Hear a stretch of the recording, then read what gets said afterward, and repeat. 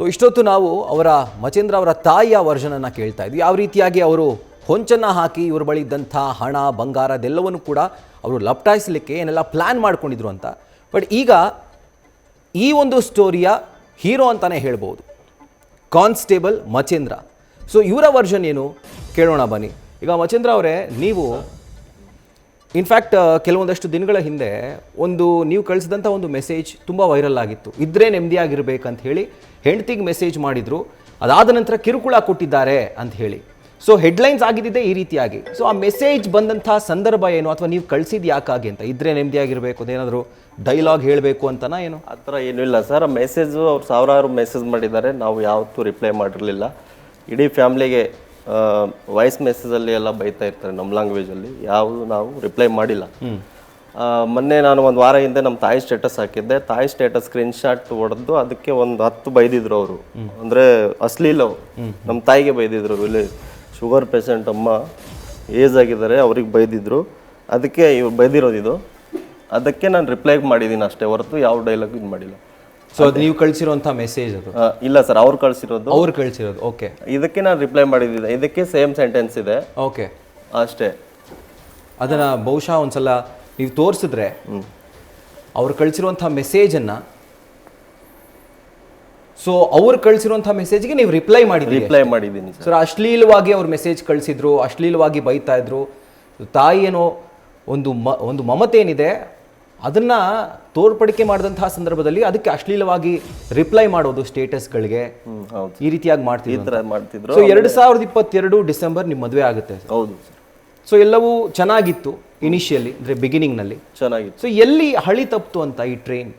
Sir ಅದು ಏನಾಗಿದೆ ಅಂದರೆ, ಅವರು ಮದುವೆ ಆಗಿದ್ವಿ ಎಲ್ಲ, ಇಬ್ಬರು ಗಂಡ ಹೆಂಡತಿ ಇಲ್ಲೇ ಬೆಂಗಳೂರು ಇದ್ವಿ ನಾವು. ನಮ್ಮ ತಂದೆ ತಾಯಿ ನಮ್ಮ ಜೊತೆ ಯಾರೂ ಇರಲಿಲ್ಲ, ನಮ್ಮ ಫ್ಯಾಮಿಲಿಯವರು ಯಾರೂ ನಮ್ಮ ಜೊತೆ ಇರಲಿಲ್ಲ. 1.5 ವರ್ಷ ಚೆನ್ನಾಗೇ ಇದ್ವಿ. ಆಮೇಲೆ ಅವರು ಯಾಕಂದರೆ ಅವರು ಮೈಂಡ್ ಸೆಟ್ ಏನೋ ಗೊತ್ತಿಲ್ಲ, ನಮ್ಮ ಫ್ಯಾಮಿಲಿ ಜೊತೆ ಯಾರ ಜೊತೆ ಮಾತಾಡ್ತಾ ಇರಲಿಲ್ಲ. ಪರಿಚಯ ಇತ್ತ ಮುಂಚೆನೇ ಮದುವೆಗಿಂತ? ಇಲ್ಲ ಸರ್, ಪರಿಚಯ ಏನಿರಲಿಲ್ಲ. ರಾಜ್ಕುಮಾರ್ ಅಂತೇಳಿ ಬೆಮ್ಮನಕಡ ಪೊಲೀಸ್ ಠಾಣೆ ಅವ್ರ ಫ್ರೆಂಡು, ಸ್ನೇಹಿತನಾಗ್ತಾರೆ. ಚಿಡಗೊಪ್ಪ ಠಾಣೆಯಲ್ಲಿ ಕರ್ತವ್ಯ ನಿರ್ವಹಿಸಿರ್ತಾರೆ. ಅವಾಗ ಅಲ್ಲಿ ಸ್ನೇಹಿತನಾಗ್ತಾನೆ. ಅಲ್ಲಿ ಅವರು ಸ್ನೇಹಿತನಾಗಿ ಅಲ್ಲಿಂದನೇ ಪರಿಚಯ, ಅಂದರೆ ಅವರು ಹೆಂಡತಿ ತಂಗಿ ಅಂತೇಳಿ ಇದ್ದಾಳೆ ಅಂತೇಳಿ ಅದು ಫ್ರೆಂಡ್ ಸರ್ಕಲ್ ಇಂದ ಮದುವೆ ಆಗಿದೆ. ನಾನು ಅರೇಂಜ್ ಮದುವೆ ಆಗಿರೋದು. ಅವ್ರು ಯಾವ ತರ ಇದಾರೆ ಅಂತ ನಮ್ಗೆ ಗೊತ್ತಿಲ್ಲ ಸರ್. ಈ ತರ ಆಗಿದ್ದು. ಅದಕ್ಕೆ 1 ವರ್ಷ ಚೆನ್ನಾಗೇ ಇದ್ವಿ. ಆಮೇಲೆ ಹಿಂಗೆ ಸಣ್ಣ ಪುಟ್ಟ ಗಲಾಟೆ ಮಾಡ್ಕೊಂಡು ಊರಿಗೆ ಹೋಗ್ಬಿಟ್ರು. ಅಲ್ಲಿಂದ ಮತ್ತೆ ಲೀಗಲ್ ನೋಟಿಸ್ ಹಾಕಿ ವಾಪಸ್ ಕರೆಸಿದ್ದೆ. ಇಲ್ಲ, ಗೋಲ್ಡ್ ಎಲ್ಲ ಅವ್ರ ಅಪ್ಪಗೆ ಕೊಟ್ಟು ಅಚಾನಕ್ ಆಗಿ ಹೋದ್ರು. ಹಾ ಸರ್, ಅಚಾನಕ್ ಆಗಿ. ಮನೇಲಿ ಏನು ನುಂಗಬೇಕು ಅಂತ ಮನೇಲಿ ಏನು ಕೆಲಸ ಮಾಡ್ತಾ ಇರ್ಲಿಲ್ಲ, ಮನೆ ಸ್ವಚ್ಛ ಇಟ್ಕೊಂತ ಇರ್ಲಿಲ್ಲ, ಇನ್ ಟೈಮ್ಗೆ ಅಡುಗೆ ಮಾಡ್ತಾ ಇರ್ಲಿಲ್ಲ, ಬೇಜವಾಬ್ದಾರಿಯುತ. ಆದ್ರೂ 1 ವರ್ಷ ನಂಗೆ ನಡ್ಕೊಂಡು ಹೋಗಿದ್ದೆ ನಾನು, ಸುಧಾರಿಸ್ಕೊಳ್ಳಿ ಅಂತ ಹೇಳ್ಬಿಟ್ಟು. ಆದ್ರೂ ತುಂಬಾ ರೀತಿಯಲ್ಲಿ ಬೇಜವಾಬ್ದಾರಿಯಾಗಿ ಸಣ್ಣ ಪುಟ್ಟ ಗಲಾಟೆ ಮಾಡ್ಕೊಂಡು ಊರಿಗೆ ಹೋಗೋದು, ಲೀಗಲ್ ನೋಟಿಸ್ ಹಾಕಿ ವಾಪಸ್ ಕರ್ಸ್ಕೊಂಡಿದ್ದೆ. ಊಟ ಮಾಡಿ ಹಾಕಿಲ್ಲ ಸರ್ ಆಕಿ. ನಮ್ಮ ಮಗ ಪಾರ್ಸಲ್ ತಂದರೆ ಆಕಿ ಊಟ ಮಾಡ್ತೇವೆ. ಈಗ ನೀವು ಮದುವೆ ಆದಾಗ ನಿಮ್ ಜೊತೆ ಚೆನ್ನಾಗಿದ್ರಮ್ಮ? ಅಂದ್ರೆ ಮನೆ ಕೆಲಸ ನಮ್ಮ ಜೊತೆ ಇದ್ದಿಲ್ಲ ಸರ್, ಅವು ನಮ್ಮ ಜೊತೆನೇ ಇಲ್ಲ. ಮದುವೆ ಆಗೋಣ ಈ ಕಡೆ ಬಂದಾರ, ಈ ಕಡೆ ಡ್ಯೂಟಿ, ಅಂದ್ರೆ ಡ್ಯೂಟಿ ಇತ್ತು, ನೀವು ಇಲ್ಲಿಗೆ ಶಿಫ್ಟ್ ಮತ್ತೆ ಈ ಕಡೆ ಬಂದರು.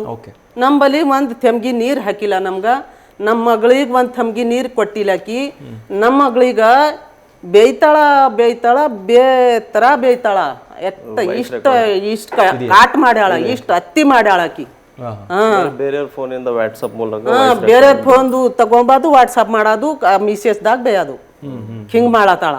ನಾವು ಯಾಕೆ ಬೇಯಲ್ಲ, ಯಾಕಿ ಗಾಳಿ ಮ್ಯಾಲ ಹೋಗ್ತಾವಂತ ಸುಮ್ಮನೆ ಆಗಿದ್ದೇವ್ ನೋಡ ಮಗ. ಮತ್ತೆ ಇಂಥದ್ದು ಬೆನ್ನ ಹತ್ತಿ ಎಲ್ಲ ಠಾಣ ಎಲ್ಲ ತಿರುಗಿ ಮತ್ತೆ ಏನು ಆಗಲ್ದಕ್ಕ ಇಲ್ಲಿ ಠಾಣಾಗ ಬಂದಿರು.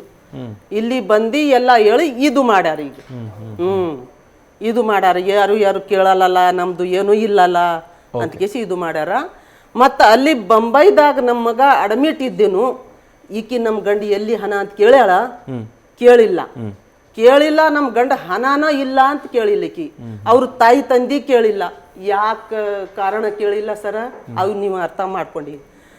ಅವಾರ ಉಳಿಯಲ್ಲ, ನಾವರ ಸುದ್ದೆ ಹಾಕಿದೆವು, ಅವ ಉಳಿಯಲ್ಲ. ಮತ್ತ ನಾವು ಕೇಸ್ ಮಾಡಕ್ ಚಾಲು ಮಾಡಾರಿ. ಓಕೆ. ಈಗ ಮಚೇಂದ್ರ ಅವರೇ, ನೀವು ಹೇಳ್ತಾ ಇದ್ರಿ ಹೇಳ್ದೆ ಕೇಳ್ದೆ ಅಂದ್ರೆ ಕಾರಣನೂ ಹೇಳ್ದೆ ವಾಪಸ್ ಹೋಗ್ಬಿಟ್ರು, ತವ್ರ ಮನೆಗೆ ಸೇರ್ಕೊಬಿಟ್ರು ಅಂತ. ಸೊ ಅದಾದ್ಮೇಲೆ ಏನಾಯ್ತು? ವಾಪಸ್ ಕರ್ಸೋದಕ್ಕೆ ಏನಾದರೂ ಟ್ರೈ ಮಾಡಿದ್ರಾ? ವಾಪಸ್ ಕರೆಸಿದ್ವಿ ಸರ್, ಲೀಗಲ್ ನೋಟಿಸ್ ಹಾಕಿ ನ್ಯಾಯಾಲಯದಿಂದ ವಾಪಸ್ ಬಂದರು. ಒಂದು 4 ತಿಂಗಳು ಅವ್ರ ತವರಲ್ಲೇ ಊರಲ್ಲೇ ಇದ್ದರು. ಆಮೇಲೆ 4 ಮಂತ್ಸ್ ಆದಮೇಲೆ ವಾಪಸ್ ಬಂದರು. 2 ತಿಂಗಳು ಚೆನ್ನಾಗಿರೋ ಥರ ಮಾಡಿ ಮತ್ತೆ ಅದೇ ಕಂಟಿನ್ಯೂ ಮಾಡಿ ಊಟದಲ್ಲಿ ಪಾಯ್ಸನ್ ಹಾಕಿದ್ದಾರೆ. ಅದು ಹೆಂಗ್ ಗೊತ್ತಾಯ್ತು ನಿಮ್ಗೆ ಊಟದಲ್ಲಿ ಪಾಯ್ಸನ್? ಅಂದರೆ ಅದು ಲಿವರ್ಗೆ ಇನ್ಫೆಕ್ಷನ್ ಆಗಿ ಅಲ್ಲಿ ಲಿವರ್ ಆಪ್ಸಸ್ ಆಗಿದೆ ಸರ್. ಎಲ್ಲ ಪೈಪ್ ಹಾಕಿ ಹಾಕಿ ಓ, ಅದಕ್ಕಂತಾನೆ ನೀವು ಅಡ್ಮಿಟ್ ಆಗಿ ಟ್ರೀಟ್ಮೆಂಟ್ ಎಲ್ಲ ತಗೊಂಡು? Okay okay. ಅಂದರೆ 4 ಮಂತ್ಸ್ ಅಂದ್ರೆ ಡಾಕ್ಟರ್ ಅದನ್ನ ಹೇಳಿದ್ರ? ಅಂದ್ರೆ ಇನ್ಫೆಕ್ಷನ್ ಆಗಿದೆ ಹೊಟ್ಟೆಯಲ್ಲಿ. ಓಕೆ, ಬಟ್ ಇದೇ ಕಾರಣಕ್ಕೆ ಫುಡ್ ಪಾಯ್ಸನ್ ಹಾಕಿನೇ ಈ ರೀತಿಯಾಗಿ ಲಿವರ್ ಹಾಳಾಗಿದೆ ಅಂತ ಹೇಳಿದ್ರ ಡಾಕ್ಟರ್? ಹೇಳಿದ್ರು ಫುಡ್ಡಿಂದನೇ ಆಗಿದೆ ಅಂತ ಹೇಳಿದ್ರು. ಆಮೇಲೆ ಅದು ಟೋಟಲ್ ನಾನು 4 ಮಂತ್ಸು ಮೆಡಿಕಲ್ ಲೀವಲ್ಲಿದ್ದೀನಿ. ಸ್ಟೇಷನಿಂದ ಆರ್ಡರ್ ಕಾಪಿ ಇದೆ. ಮತ್ತೆ ಹುಷಾರಾಗಿ ಬಂದಾನ ಅಂತ ಟ್ರೀಟ್ಮೆಂಟ್ ಮಾಡಿಸುವಂತ ಸಂದರ್ಭದಲ್ಲಿ ಇವ್ರು ಇಲ್ಲೇ ಕಡೆ ಎಲ್ಲ ಹರಾಸ್ಮೆಂಟ್ ಕೇಸ್ಗಳನ್ನು ಏನೇನು ಮಾಡಬೇಕು ಏನಿಲ್ಲ ಇದು ಹಿಂಗ್ ಪ್ಲಾನ್ ಮಾಡ್ಕೋತಾ ಹೋಗೋದು. ಸೊ ಯಾಕೆ ಆನ್ ಆಫ್ ಬರೋದು ಹೋಗೋದು ಏನಕ್ಕಂತ? ಅಂದ್ರೆ ಇಷ್ಟ ಇಲ್ಲ ಅಂತಂದ್ರೆ ಆಯ್ತು, ಇಷ್ಟ ಇಲ್ಲ ಅಂತ ದೂರ ಇದ್ಬಿಡ್ಬೇಕು, ಇಲ್ಲ ಇಷ್ಟ ಇದೆ ಅಂತ. ಅವ್ರ ಉದ್ದೇಶ ಏನು ಸರ್ ಅಂದ್ರೆ, ಅವ್ರ ಮನೆಗಡೆ ಈ ಗಂಡ ಹೆಂಡತಿ ಇಬ್ರು ಇಲ್ಲೇ ಇದ್ದಿದ್ವಿ. ಹುಡುಗಿದ್ದು ನಮ್ಮ ಹೆಸರು ಹಾಕ್ಯಾಳ, ಇಲ್ಲಿ ಇದ್ರು ನಾವು ರೊಟ್ಟಿ ಹಾಕಿಲ್ಲ, ನಾವು ಇದು ಹಾಕಿಲ್ಲ. ಅಲ್ಲಿ ಸರ್ ಸುಪ್ರೆಂಡ್ ಇದು काय कचो ना वो आपण सर छनी होत ಪಕ್ಕಿದಾಗ ಇಲ್ಲಿ ಅವ್ರ ದರ್ವಾಜಾ, ಇಲ್ಲಿ ನಮ್ಮ ದರ್ವಾಜಾ. ಅವರು ಎಲ್ಲ ಕೇಳ್ತಾರಲ್ಲ. ಅವರು ರೈಟರ್ ಸರ ಇಲ್ಲೇ ಇಲ್ಲಿ ದರ್ವಾಜಾ, ನಮ್ದು ಇಲ್ಲಿ ದರ್ವಾಜಾ. ಅವ್ರು ಕೇಳಲ್ಲ. ಅವ್ರು ಬಿ ಹೇಳ್ತಾರಲ್ಲ, ನೀವು ಹಿಂಗೆ ಹಂಗೆ ಮಾಡಿರಿ, ಹಿಂಗೆ ಹಂಗೆ ಜಗಳ ಮಾಡತ್ತೀರ ಅಂತ ಹೇಳ್ತಿರಲ್ಲ. ನಮ್ಗೆ ಏನೂ ಇಲ್ಲ ಸರ್, ನಮ್ದು ಜಗಳ ಇಲ್ಲ, ತಂಟ ಇಲ್ಲ, ನಾವು ಹೊಡೆದಿದ್ದಿಲ್ಲ, ಬಡ್ದಿದ್ದಿಲ್ಲ. ಅಕ್ಕಿ ಹಿಂಗ ಪಲ್ಯ ಅವ್ರು ಹೇಳ್ತಾರೆ ನನಗೆ ವರದಕ್ಷಿಣೆ ಕಿರುಕುಳ ಕೊಟ್ಟವ್ರೆ, ಮಾನಸಿಕವಾಗಿ ಹಿಂಸೆ ಕೊಟ್ಟವ್ರೆ, ತುಂಬಾ ಹಿಂಸೆ ಕೊಟ್ಟಿದ್ದಾರೆ ನನಗೆ. ಹಂಗೆ ಸುಳ್ಳು, ಹಂಗೆ ಸುಳ್ಳು. ಇದೆಲ್ಲ ಅವ್ರು ಮಾಡಿ ರಾಜು ಪೊಲೀಸಿನ ಪಲ್ಯ. ಇವಾಗ ರಾಜು ಅನ್ನೋರು ಅವರ ಭಾವ ಅಂತ ಹೇಳಿದ್ರಿ. ಸೊ ರಾಜು ಅವರು, ಅವರ ಫ್ಯಾಮಿಲಿಯವರು ಅವರೆಲ್ಲ ಸೇರ್ಕೊಂಡು ನಿಮ್ಮ ಮೇಲೆ ಷಡ್ಯಂತ್ರ ಮಾಡುವಂಥದ್ದು ಏನು ಅಂತ? ನಾವು ಉಣ್ಬೇಕು, ಇದು ಒಯ್ಬೇಕು, ನಾವು ಡ್ಯೂಟಿ ಒಯ್ಬೇಕು, ಇವಂದು ಅಯ್ಯ ನಾವು ತಿನ್ಬೇಕು, ಇವ್ರ ತಾಯಿ ತಂದಿ ಸೊಲಿಬ್ಯಾಡ್ದು. ನಮಗೆ 6 ತಿಂಗಳು ನಮಗೆ ಮಾತಾಡ್ಗೊಟ್ಟಿಲ್ಲ, ಮಾತಾಡ್ಬೇಡ ನಿಮ್ಮ ತಾಯಿ ತಂದಿ ಸರಿ. ನಮಗೆ ಮಾತಾಡ್ಗೊಟ್ಟಿಲ್ಲ. ಸುಮ್ಮನೆ ತಂದೆ ತಾಯಿ ಮನೆಗೆ ಹೋಗೋಣ ಅಂದ್ರೆ ನಾನು ಬರಲ್ಲ, ನೀನೇ ಹೋಗು ಅಂದ್ರೆ ಊರಿಗೆ, ಊರಿಗೆ ಅಂದ್ರೆ ನಮ್ಮೂರಿಗೆ ಹೋಗೋಣ, ನಮ್ಮೂರಿಗೆ ಹೋಗೋಣ. ನಮ್ಮ ಫ್ಯಾಮಿಲಿ ಜೊತೆ ಇಷ್ಟನೇ ಇಲ್ಲ ಅವ್ರಿಗೆ. ಇಡೀ ಫ್ಯಾಮಿಲಿ ನಂಬರ್ ಬ್ಲ್ಯಾಕ್.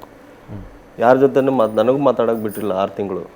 ನಾನು ಹಾಸ್ಪಿಟಲ್ಸ್ ಇರುವಾಗ ನಾನು ಫೋನ್ ಮಾಡಿಲ್ಲ, ಯಾರೋ ಹೇಳಿರ್ತಾರೆ. ನಮ್ಮ ಅಣ್ಣ ಮುಂಬೈಯಿಂದ ಬಂದು ಡಿಸ್ಚಾರ್ಜ್ ಮಾಡ್ಕೊಂಡು ಹೋದ್ರು. ನೋಡ್ಕೊಂಡಿದ್ದು ಕಷ್ಟ ಸುಖದಲ್ಲಿ ತಂದೆ ತಾಯಿ. ಅವ್ರ ಉದ್ದೇಶ ಏನಿತ್ತು, ತಂದೆ ತಾಯಿನ ಬಿಟ್ಟು ನಮ್ಮ ಕಡೆ ಬರಬೇಕು, ಮನೆ ಹಾಳೆ ಆಗಬೇಕು. ಇವ್ರಾಗ್ಲಿಲ್ಲ ಅಂತ ಹೇಳ್ಬಿಟ್ಟು ಫುಡ್ ಪಾಯ್ಸನ್ ಹಾಕಿದೆ, ಸಾಯಿಸ್ಬೇಕು ಅನುಕಂಪ ಕಾರಣಕ್ಕೆ ಅಂದ್ರೆ ಗೊತ್ತಿಲ್ಲ ಸರ್. ಆ ಥರ ಅವ್ರ ಕಡೆ ಮಾಡ್ಕೋಬೇಕಿತ್ತು. ಅವ್ರ ತಂದೆ ಹೇಳಿದ್ದಾರೆ, ಖರೀದಿ ಮಾಡ್ಕೊಂಡಿದ್ದಾನಂತೆ ನನಗೆ ಅವನು ಅಂತ ಹೇಳಿದಾನೆ. ಅವ್ರ ತಂದೆ ತಾಯಿ ಜನ್ಮ ಕೊಟ್ಟು ಕಷ್ಟಪಟ್ಟು ಬೆಳೆಸಿದ್ದಾರೆ. ಹೌದು, ಕೂಲಿ ಕೆಲಸ ಮಾಡಿಬಿಟ್ಟು ದುಡ್ಡು ತಂದು ಕೊಟ್ಟಿದ್ದಾರೆ. ಅದನ್ನು ನಾನು ನೋಡಿದ್ದೀನಿ. ಅದಕ್ಕೆ ತಂದೆ ತಾಯಿನ ಬಿಟ್ಟಿರಲ್ಲ ನಾನು, ನಮ್ಮ ಬ್ಲಡ್ಡಲ್ಲೇ ಇಲ್ಲ ಆ ಥರ. ಅದೇ ಉದ್ದೇಶಕ್ಕಾಗಿ ಅವರು ಈ ಥರ ಸಾಯಿಸಿಬಿಟ್ಟು ಅನುಕಂಪ ಆಧಾರದ ಮೇಲೆ ಜಾಬ್ ಪಡ್ಕೋಬೇಕು ಅಂತೇಳಿ ಮಾಡಿದ್ದಾರೆ. ಇಂಥದ್ದು ಮಾಡ್ಯಾರ. ಮತ್ತು ಈ ಕಡೆ ರೈಟರ್ ಫೋನ್ ಹಚ್ಚೋದು ಹೇಳೋದು, ಇವನಿಗೆ ಯಾಕೆ ರಜಾ ಕೊಟ್ಟಿರಿ, ಇವನಿಗೆ ಏನಾಗ್ಯದ. ಅಲ್ಲಿ ಟ್ರೀಟ್ಮೆಂಟ್ ನಡೀತಾ ಇದೆ, ಸುಮ್ಮನಿರು. ಮುಂಬೈಲಿ ಟ್ರೀಟ್ಮೆಂಟ್ ನಡೀತಾ ಇದೆ. ಸ್ಟೇಷನ್ಗೆಲ್ಲ ಫೋನ್ ಮಾಡಿದ್ದಾರೆ, ಇನ್ಸ್ಪೆಕ್ಟರ್ಗೆ, ರೈಟರ್ಗೆ. ಅವ್ರಿಗೆ ಏನಾಗಿಲ್ಲ, ಅವ್ರಿಗೆ ರಜೆ ಯಾಕೆ ಕೊಟ್ಟಿದ್ದೀರಾ, ಯಾಕಾಗಿ, ಏನಕ್ಕೆ ಹಂಗೆ ಫೋನ್ ಮಾಡಿದ್ರು ಗೊತ್ತಿಲ್ಲ ಸರ್. ಅವ್ರ ಉದ್ದೇಶ ಏನು ಅಂತ ಗೊತ್ತಿಲ್ಲ. ಅದೇ ಸಾಯಿಸ್ಬೇಕು, ಇವನು ಬದುಕಬಾರ್ದು ಅಂತ ಹೇಳ್ಬಿಟ್ಟು, ಇವನು ಬೇಗ ಸತ್ತೋದ್ರೆ ನಾವು ಜಾಬ್ ಪಡಿಕೋಬೇಕು ಅಂತೇಳಿ ಅವ್ರ ಊರವರೇ ಹೇಳಿ. ನ್ಯೂಸ್ ಫಸ್ಟ್, ನಿರ್ಭೀತಿಯಿಂದ ನಿಮ್ಮ ಪರವಾಗಿ.